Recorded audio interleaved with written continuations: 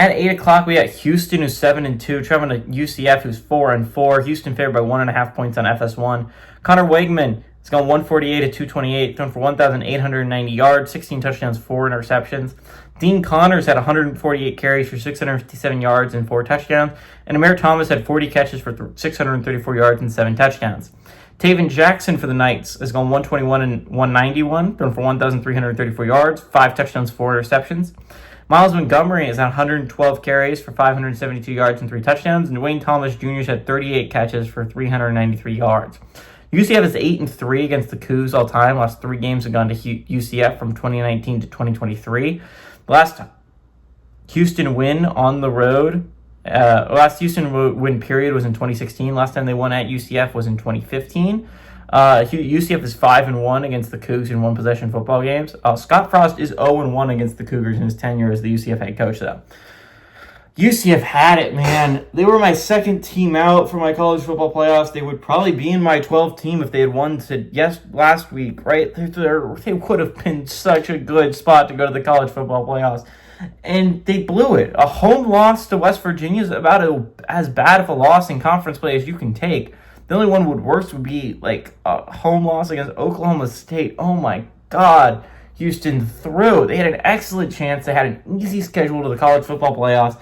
And they threw, man. And all the good that the win on the road against Arizona State did, it's immediately thrown away and immediately canceled out by all the bad a home loss to West Virginia is. It's so disappointing to look at the squad and be like, wow. I mean, like, if they just don't blow that game against West Virginia, this is a team that likely could go to the college football playoffs. Now, again, TCU is not going to be an easy game next week. Home game against TCU, very difficult. Not going to be a cakewalk. But, man, this was a team that could have easily been a college football playoff team. Now, it's still possible that they are. Their path to at-large seems unlikely now. They just don't have enough games left. I mean, their best one would be hopefully getting a home win over TCU. But even then, I don't know if those wins are going to be enough to get you as good of an at-large, especially considering West Virginia is going to be likely such a massive drain on your at-large chances, which means you're likely going to have to make it to the Big 12 championship. You're going to have to get the automatic qualifier. That doesn't seem super likely.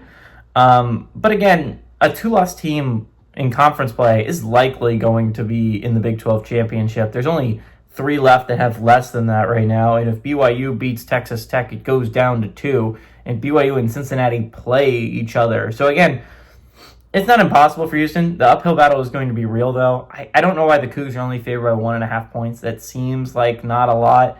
I think the Cougs could wipe the rest of the way. I don't know if they beat TCU at home. I'm going to be for real. But road trips against UCF and Baylor seem very doable for the Cougars to finish at least at 9-3.